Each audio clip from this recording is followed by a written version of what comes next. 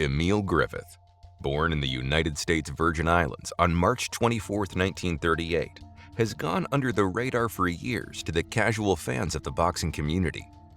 And yet he remains one of the best and most exciting boxers to ever lace up the gloves, with a professional record of 85 wins and 24 losses, with 23 of his 85 fights coming by way of knockout. However, it would be this knockout power that would lead to the tragic event that we're going to cover today.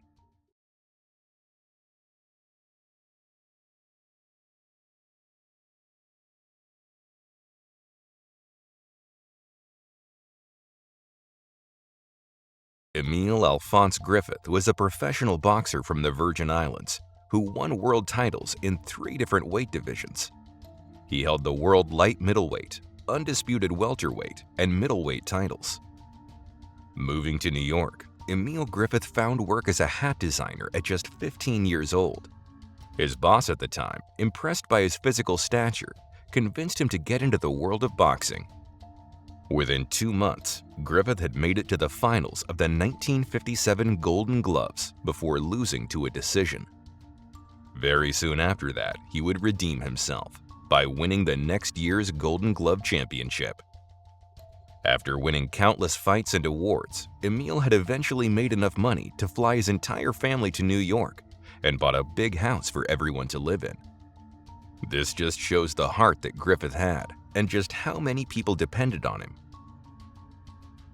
On February 12, 1960, Emile Griffith vs. Gaspar Ortega, a 10-round welterweight bout. This would be the night that Griffith showed what he could become to the world, as this would be Griffith's first televised fight. After a stunning win, he would accept a fight that he would never forget. On April 1, 1961, he would be set to fight Benny the Kid Paret in a 15-round welterweight bout. Benny Paret, born March 14, 1937, in Santa Clara, Cuba, described by his friends as a joyous man that loved to dance. Growing up in a neighborhood close to Griffith, they actually knew of each other, even playing sports together. Paret was a good boxer that had good fundamentals and was very smart, but he was said to have a relatively weak chin compared to other boxers. What separated Paret, and what would eventually be part of the reason of his death, was his mentality.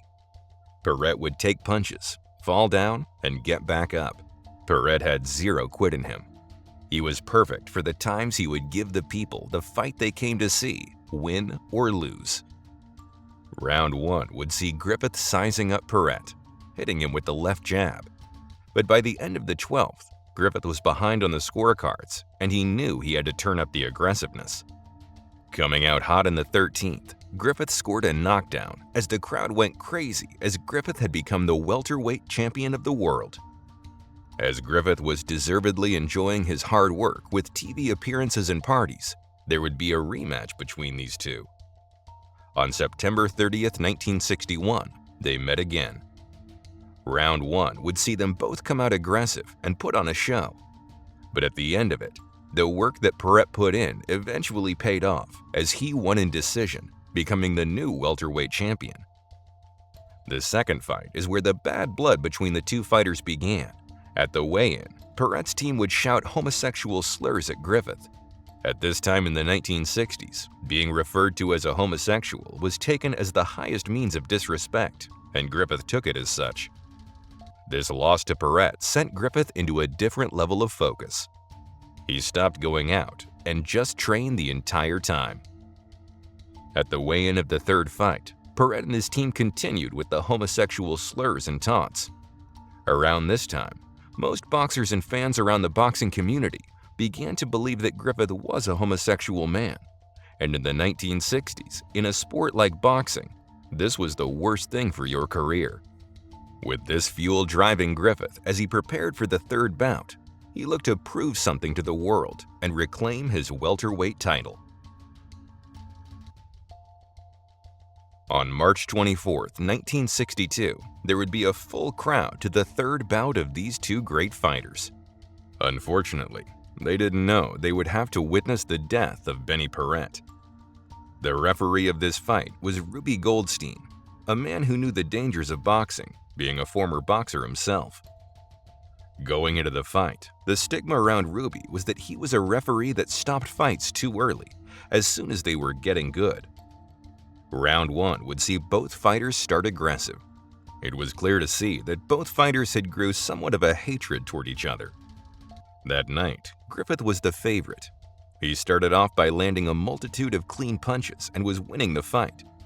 But by the 6th round, Paret had come into his own, dropping Griffith with a vicious left hook. Griffith would get up, and the round would soon end with both fighters still throwing shots after the bell. The next round would see both fighters pacing themselves, until Griffith hit a clean right hook, causing Paret to stumble into the corner.